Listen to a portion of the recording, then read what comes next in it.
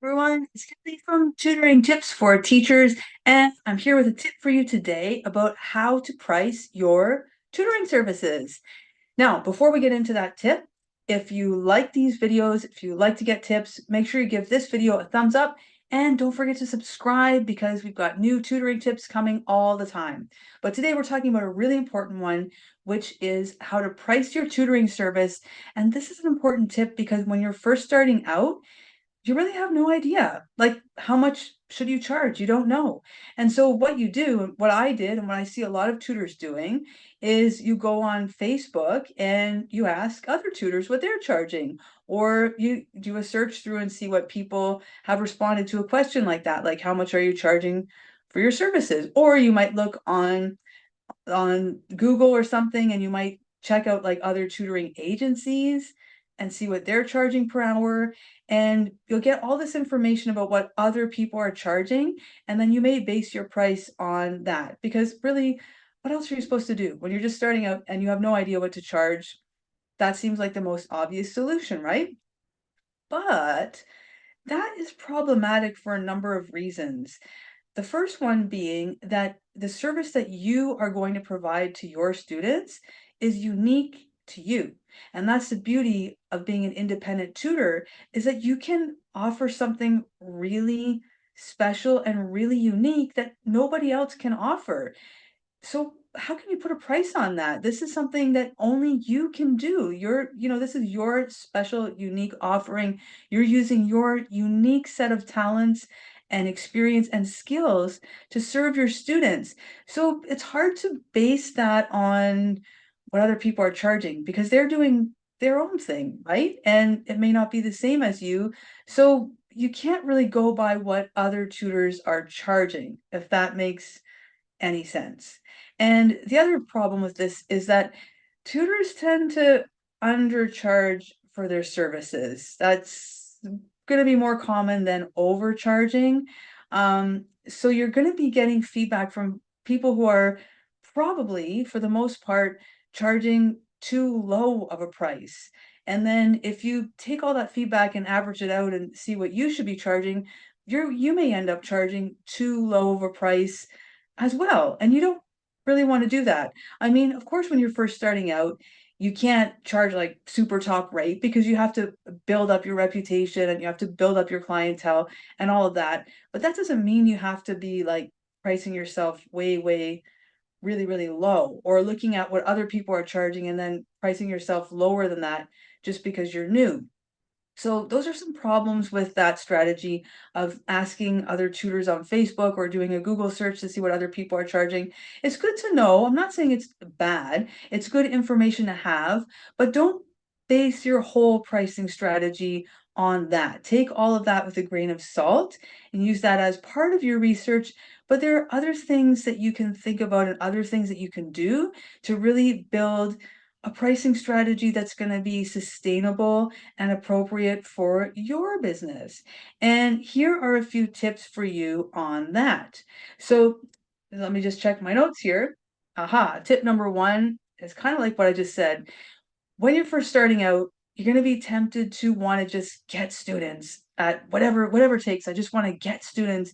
And you're probably, if you're anything like me and most other teachers out there are gonna feel really guilty and weird about charging money to teach kids, like charging parents to pay you directly. There's probably gonna be some weird feelings that come up around that because we're not used to it, right? We're paid by the school board. We're paid not enough, not anywhere near enough for what we do. And we're just used to working for a really low pay and often working for free, offering all these extracurricular activities and doing extra stuff at the school and spending extra time on marking and writing IEPs and all that. We don't get paid for that. And so we're kind of used to like being underpaid and working for free as teachers. And we bring those feelings into our tutoring business. And then we feel really guilty about charging parents for our services. And we want to like really undercharged. That tends to be, I'm not saying this is true for everyone, because there may be some of you out there that are really comfortable with money and you're coming from a really good place with this, and this is not an issue for you. But for most of us, this is a big problem. So your tendency is going to be want to be to like really undercharge for your services in the beginning. And if you feel like you're doing that, I'm just going to say, be careful with that one. I know you can't charge top rate in the beginning and you do have to start somewhere, but just be careful because you're going to want to raise your prices bit by bit as you go, as you gain more experience, as you gain a reputation, as more people start calling you, you're going to want to start to raise your price bit by bit. And if you start too low, you can't, it's hard to like raise it by, like $50 an hour. It's easier to raise it incrementally. So just be careful where you start. Don't want to start too low. You don't want to be the cheapest tutor in town because there's always going to be someone cheaper than you. So don't even compete in that realm. Don't compete in the realm of cheapness, and try to really build your confidence with charging people for your services because it's worth it, right? This your service and your what you do with students and how you work with families, it means a lot to families, and your service is very valuable to them, and they're willing to pay for it. So don't forget about that, and don't undercharge yourself when you first start out. Don't try to be the cheapest tutor in town. That is my first tip. Second tip is make sure that you are charging enough to make your business sustainable and make it worth your time, and to make sure you're even breaking even, because I know tutoring is a very inexpensive side hustle to operate. It's not like you, especially if you're doing it online, it's not like you have to buy a storefront or buy like a whole bunch of merchandise to sell. You don't have to put out that kind of money right away. And if you can do it for really like almost nothing, but there are going to be some expenses. You may want to pay for a Zoom account.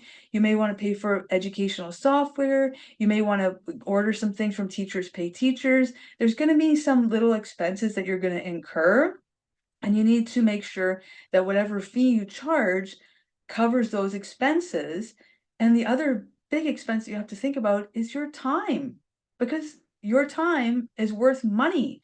So you're going to have to ask yourself, how much is my time worth? And you're going to need to make sure that your fee covers the expense of your time as well as all of these other incidentals. Otherwise, you're just losing money, and you're not going to be tutoring for too long, because why would you, right? You could, unless you're very rich and you don't have to make any money from it, and you're just doing it because you love it. And I wish I could say that for myself, but the truth is that most of us need to make an income from it. And um we have to make it sustainable, because if it's not if we're not making any money from it, and we're spending all of our time and money on resources and not getting any income back, we won't be tutoring for very long. And that's, what good does that do, right? How does that serve your students? How does that serve your families? You want to be in this business for a long, long time, because you're an awesome tutor and students need you and families need you. So make sure you're charging enough to make your business sustainable. And tip number 3 is, okay, my last tip is something I've already kind of said. Do your market research. And I know I said don't go by what other people are charging, and I do mean that. That is just a piece of the puzzle, but it doesn't hurt to do market research to see what other people are charging.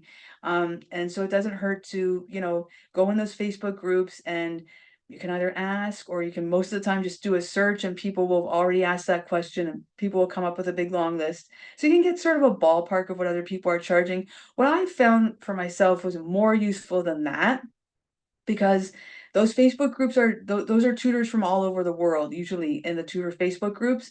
And um what somebody's charging, like in another country, in another town, in another community, serving a different population, doesn't really apply to me. So I want to know more about what people are charging that actually work with the same students that I work with. That's going to be a little bit more meaningful in my market research. And that's another reason why, like just be careful when you're asking people on Facebook how much they charge for tutoring. How useful is that information to you, really? Think about that, okay? So what might be more meaningful to you is to look in your own community and think about the types of tutoring services that the students you want to work with are already using and see how much they're charging. So, for example, I often would look at what tutoring centers were charging because I know that a lot of the students that I want to work with or that I do work with have gone to tutoring centers before they came to me. So how much were those tutoring centers charging for their services and what type of service were they offering?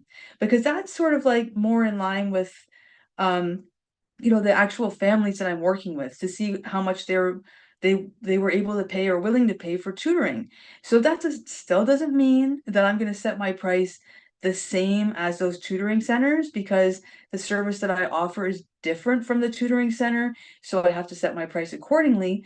But it just gives me a little bit of insight into pricing within my specific niche, my geographic area, the subject that I work with, the age group that I work with, the families that I work with. It gives me a bit of insight into the very specific niche that I work with, into how much people are generally paying for tutoring. And I'm going to say it again because it's really important. That does not mean that I need to charge or that you need to charge the exact same price as those tutoring centers are charging or other tutors who work with your students are charging. Doesn't mean that at all. It's just good to have that information and you can take your pricing strategy from there. So those are my 3 tips. And I hope that's helpful to you about how to set your prices and how to price your tutoring service because I know this is a really tough one when you first start out. And I know that it's, if you're asking random people on Facebook, it's easy to go down the wrong path with this. So I hope that I can steer you in a little bit better direction with these tips from this video. And if you do want to go way more in depth on this and you want to really develop a pricing strategy that's perfect for you and for your business, I have developed a mini course and it's only $10. I know, you say, Kelly, what is your pricing strategy? But I'm only charging $10 for it because all the courses that I design are really geared towards teachers. And I know that teachers don't have boatloads of money. So I always want to keep my courses priced very low so that teachers can access them. So I put together this little mini course and it has a workbook, it has a webinar, and it will take you through a much more in-depth process to developing your pricing strategy and working on those teacher guilt money blocks and getting those out of the way. And it's only $10 because I want you to be able to afford it. I want you to be able to buy it. I want you to be able to have this information because it's really important as you start your business and as you grow your business, because I want you to be able to tutor for a long, long time so that you can help many, many students and families. That's the goal here, right? So I'm going to put the link to that course in the description box below. And again, don't forget to subscribe for more tips. And if you like this video, please give it a thumbs up. And if you have some pricing questions or you have some pricing tips, put them in the comments below. We would love to hear them. I'd love to answer any questions that you may have. And I'll see you next time. Bye, everyone.